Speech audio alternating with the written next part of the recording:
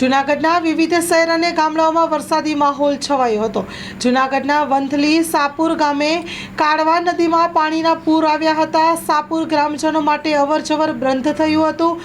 સાપુરના ગ્રામજનો જાનના જોખમે અવરજવર કરી રહ્યા છે।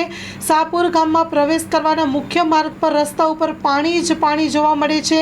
કાયમી સમસ્યાનો ઉકેલ આવે એવી માંગ ઉઠી છે। ગ્રામજનો દ્વારા બ્રિજ ઊંચો લઈ આવવા માટે પણ માંગ કરવામાં આવી રહી છે। મેંદડાની અંદર ધોધમાર વરસાદ પડ્યો છે। મેંદડા, સાસણ, તળિયાળા, સોમનાથ, વેરાવળ બાજુ ખૂબ જ વરસાદ પડ્યો છે।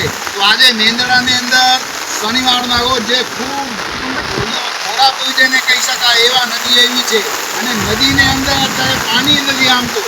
અત્યારે ઝૂંપડપટ્ટી અડધી ઝૂંપડપટ્ટી ડૂબી ગઈ છે। એવી રીતના અહીંયા જે મેંદડાની અંદર આજે દ્રશ્યો સર્જાઈ રહ્યા છે કે મેંદડામાં આજે નદીમાં પાણી નથી આવતા અને પાણી એટલા બધા એવા છે કે જે પુલ છે પુલ પણ બનાવી જાય અને ગામની અંદર પણ પાણી ધોઈ જાય એવી રીતના આજે અહીંયા મેંદડામાં વાતાવરણ બન્યા છે। અને આ વરસાદ હવે વધારે વરસશે તો ખેતર તો ધોવાઈ જ જશે પણ ખેતરની અંદર જે ઝાડવાઓ છે એને પણ નુકસાની થશે।